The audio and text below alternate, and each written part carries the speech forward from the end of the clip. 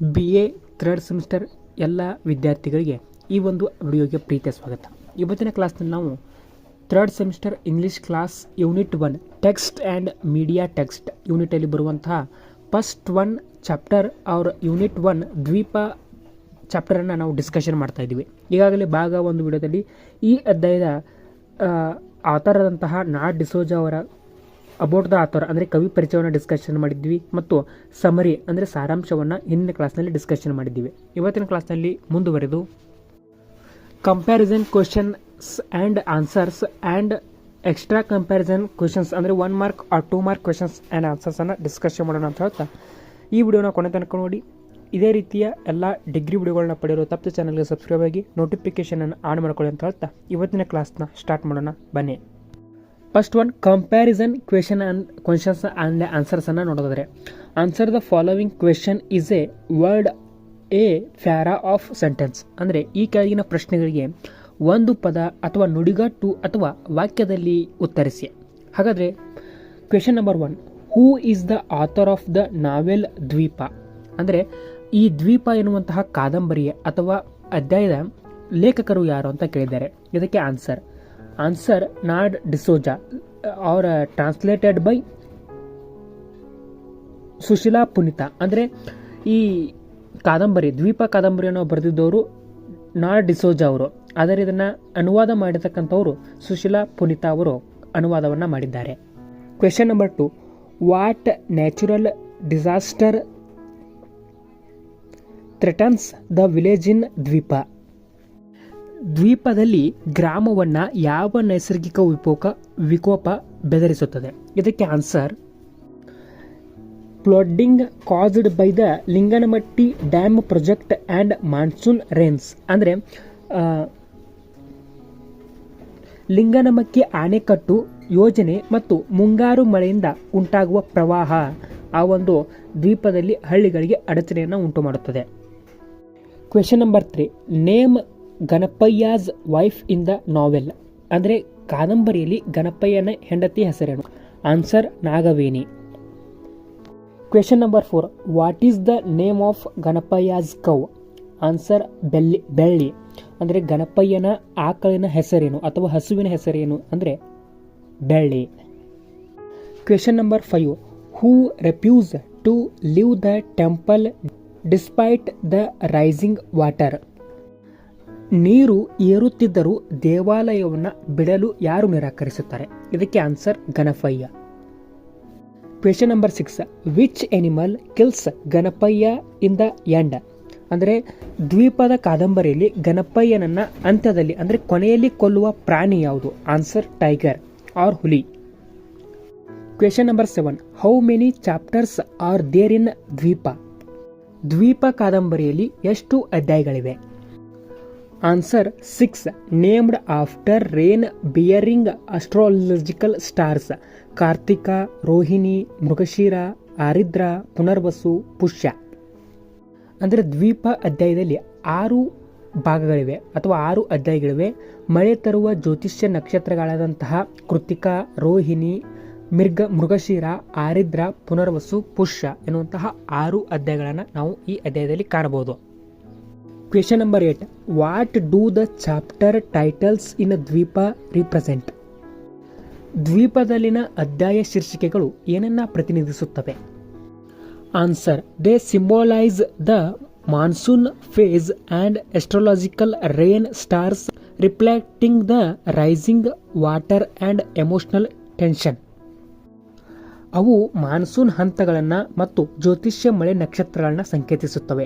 ಏರುತ್ತಿರುವ ನೀರು ಮತ್ತು ಭಾವನಾತ್ಮಕ ಒತ್ತಡವನ್ನು ಪ್ರತಿಬಿಂಬಿಸುತ್ತವೆ ಎಂಬುದು ಉತ್ತರವಾಗಿದೆ. Question number 9, who is Krishnayya in relation to Nagaveni ನಾಗವೇಣಿಗೆ ಸಂಬಂಧಿಸಿದಂತಹ ಕೃಷ್ಣಯ್ಯ ಯಾರು. Answer her childhood companion and cousin 10 years older ಅಂದರೆ ಆಕೆಯ ಬಾಲ್ಯದ ಒಡನಾಡಿ ಮತ್ತು ಸೋದರ ಸಂಬಂಧಿ. ಅವನು ಅವಳಿಗಿಂತ 10 ವರ್ಷ ಹಿರಿಯವನಾಗಿದ್ದಾನೆ. Question number 10, what does the island in Dweepa symbolise ಅಂದರೆ ದ್ವೀಪದಲ್ಲಿರುವ ದ್ವೀಪವು ಏನನ್ನ ಸಂಕೇತಿಸುತ್ತದೆ. Answer isolation, displacement and the clash between tradition and forced progress due to the dam project. ಅಂದರೆ ಆ ಒಂದು ಅಣೆಕಟ್ಟು ಯೋಜನೆಯ ಕಾರಣದಿಂದ ಪ್ರತ್ಯೇಕತೆ ಅಂದರೆ ಐಸೋಲೇಷನ್, ಡಿಸ್ಪ್ಲೇಸ್ಮೆಂಟ್ ಸ್ಥಳಾಂತರ ಮತ್ತು ಸಂಪ್ರದಾಯ ಮತ್ತು ಬಲವಂತದ ಪ್ರಗತಿಯ ನಡುವಿನ ಘರ್ಷಣೆ ಅನ್ನು ನಾವು ಈ ಒಂದು ದ್ವೀಪ ಎನ್ನುವಂಥ ಕವನವನ್ನು ಸಂಕೇತಿಸಬಹುದು, ಸಿಂಬಾಲಿಸಮ್ ಮಾಡಬಹುದು. ಇಷ್ಟು ಕಂಪ್ಯಾರಿಸನ್ ಕ್ವೆಶನ್ ಆ್ಯಂಡ್ ಆನ್ಸರ್ ಆಗಿದ್ದು. ಮತ್ತೆ ಕಂಟಿನ್ಯೂ ಪಾರ್ಟ್ ಆಗಿ ಎಕ್ಸ್ಟ್ರಾ ಕ್ವೆಶನ್ ಆ್ಯಂಡ್ ಆನ್ಸರ್ಸ್ ಅನ್ನು ನೋಡೋದಾದ್ರೆ, question number 1, what is the central theme of ದ್ವೀಪ? ದ್ವೀಪ ಅಧ್ಯಾಯದ ಅಥವಾ ದ್ವೀಪದ ಕೇಂದ್ರ ವಿಷಯ ಯಾವುದು? Answer the central theme is the emotional, cultural and social constitutions of development caused by development projects and the resilience of rural life. ಅಭಿವೃದ್ಧಿ ಯೋಜನೆಗಳಿಂದ ಉಂಟಾಗುವ ಸ್ಥಳಾಂತರದ ಭಾವನಾತ್ಮಕತೆ, ಸಾಂಸ್ಕೃತಿಕ ಮತ್ತು ಸಾಮಾಜಿಕ ಪರಿಣಾಮಗಳು ಮತ್ತು ಗ್ರಾಮೀಣ ಜೀವನದ ಸ್ಥಿತಿಸ್ಥಾಪಕತ್ವವು ಕೇಂದ್ರ ವಿಷಯವಾಗಿದೆ ಎಂಬುದು ಆನ್ಸರ್ ಆಗಿದೆ. Question number 2, where is the village of Hosamanehalli located? Hosamanehalli ಗ್ರಾಮ ಎಲ್ಲಿದೆ? Answer it is the located in the Malenad region of Karnataka. ಈ ಒಂದು ಹೊಸಮನೆಹಳ್ಳಿ ಎನ್ನುವಂಥದ್ದು ಕರ್ನಾಟಕದ ಮಲೆನಾಡು ಪ್ರದೇಶದಲ್ಲಿ ಕಂಡುಬರುವಂತಹ ವಿಲೇಜ್ ಆಗಿದೆ. Question number 3, what project causes the submergence of the island in Dweepa? Dweepa ಕಾದಂಬರಿಯಲ್ಲಿ ದ್ವೀಪ ಮುಳುಗಲು ಯಾವ ಯೋಜನೆ ಕಾರಣವಾಗುತ್ತದೆ? ಇದಕ್ಕೆ answer the construction of the Linganamakki dam. ಅಂದರೆ ಲಿಂಗನಮಕ್ಕಿ ಆಣೆಕಟ್ಟು ನಿರ್ಮಾಣವು ಆ ಒಂದು ದ್ವೀಪ ಪ್ರದೇಶವನ್ನು ಹುಟ್ಟುಹಾಕಲು ಕಾರಣವಾಗುತ್ತದೆ. Question number 4, which river's back waters flood in the village in the Dweepa? Dweepa ಕಾದಂಬರಿಯಲ್ಲಿ ಯಾವ ನದಿಯ ಹಿನ್ನೀರು ಗ್ರಾಮವನ್ನು ಪ್ರವಾಹ ಮಾಡುತ್ತದೆ?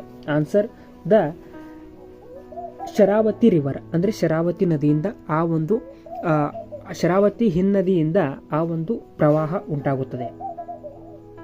Question number 5, who is the central character of Dweepa? ದ್ವೀಪದ ಕೇಂದ್ರ ಪಾತ್ರ ಯಾರು? Answer Ganapayya, a land owner facing displacement. ಸ್ಥಳಾಂತರವನ್ನು ಎದುರಿಸುತ್ತಿರುವ ಭೂಮಾಲೀಕ ಗಣಪಯ್ಯ ಈ ಒಂದು ದ್ವೀಪದ ಕೇಂದ್ರ ಪಾತ್ರ ಅಂತ ಹೇಳ್ಬೋದು. Question number 6, how is Ganapayya's wife Nagaveni describe in the novel?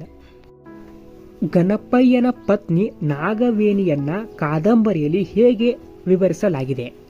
Answer she is a strong, resilient and quietly determined, guiding the family through uncertainty. ಅವಳು ಬಲಿಷ್ಠಳು, ಸ್ಥಿತಿಸ್ಥಾಪಕಳು ಮತ್ತು ಸದ್ದಿಲ್ಲದೆ ದೃಢ ನಿಶ್ಚಯ ಹೊಂದಿದ್ದಾಳೆ. ಅನಿಶ್ಚಿತೆಯ ಮೂಲಕ ಕುಟುಂಬವನ್ನು ಮುನ್ನಡೆಸುತ್ತಾಳೆ. Question number 7, what do the chapter title in Dweepa symbolise? ದ್ವೀಪದಲ್ಲಿನ ಅಧ್ಯಾಯದ ಶೀರ್ಷಿಕೆಗಳು ಏನನ್ನ ಸಂಕೇತಿಸುತ್ತವೆ? Answer they are named after rain bearing astrological stars, symbolise seasonal rhythm and nature's power. ಆ ಒಂದು ಈ ದ್ವೀಪ ಅಧ್ಯಾಯದಲ್ಲಿ ಬರುವಂತಹ ಚಾಪ್ಟರ್ಗಳಿಗೆ, ಅಧ್ಯಾಯಗಳಿಗೆ ಮಳೆ ಬೀಳುವ ಜ್ಯೋತಿಷ್ಯ ನಕ್ಷತ್ರಗಳ ಹೆಸರನ್ನು ಇಡಲಾಗಿದೆ. ಅದು ಋತುಮಾನದ ಲಯ ಮತ್ತು ಪ್ರಕೃತಿಯ ಶಕ್ತಿಯನ್ನು ಸಂಕೇತಿಸುತ್ತದೆ. Question number 8, which wild animal ultimately kill Ganapayya? ಅಂದರೆ ಯಾವ ಕಾಡು ಪ್ರಾಣಿ ಅಂತಿಮವಾಗಿ ಗಣಪಯ್ಯನನ್ನು ಕೊಲ್ಲುತ್ತದೆ? Answer a tiger. ಹುಲಿ ಗಣಪಯ್ಯನನ್ನು ಕೊಲ್ಲುತ್ತದೆ. Question number 9, what does Ganapayya's cow Belli symbolise? ಅಂದರೆ ಗಣಪಯ್ಯನ ಹಸುವಿನ ಹೆಸರೇನು? ಬೆಳ್ಳಿ. ಅದು ಏನನ್ನ ಸಂಕೇತಿಸುತ್ತದೆ? Answer nature's dominance and the futility of resisting its force. ಅಂದರೆ ಪ್ರಕೃತಿಯ ಪ್ರಾಬಲ್ಯ ಮತ್ತು ಅದರ ಬಲವನ್ನು ವಿರೋಧಿಸುವ ನಿರರ್ಥಕತೆಯನ್ನು ತೋರಿಸುತ್ತದೆ. Question number 10, what role do wild animals play in the novel? ಅಂದರೆ ಕಾದಂಬರಿಯಲ್ಲಿ ಬರುವಂತಹ ಕಾಡು ಪ್ರಾಣಿಗಳು ಯಾವ ಪಾತ್ರವನ್ನು ವಹಿಸುತ್ತವೆ?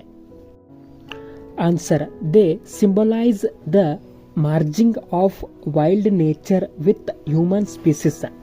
ಇಂಟೆನ್ಸಿಫೈಯಿಂಗ್ the danger and unpredictability of the family's isolation. ಅಂದರೆ ಅವು ಕಾಡು ಪ್ರಕೃತಿಯನ್ನು ಮಾನವ ಸ್ಥಳಗಳೊಂದಿಗೆ ವಿಲೀನಗೊಳಿಸುವುದನ್ನು ಸಂಕೇತಿಸುತ್ತವೆ. ಕುಟುಂಬದ ಪ್ರತ್ಯೇಕತೆಯ ಅಪಾಯ ಮತ್ತು ಅನಿರೀಕ್ಷತೆಯನ್ನು ತೀವ್ರಗೊಳಿಸುತ್ತವೆ.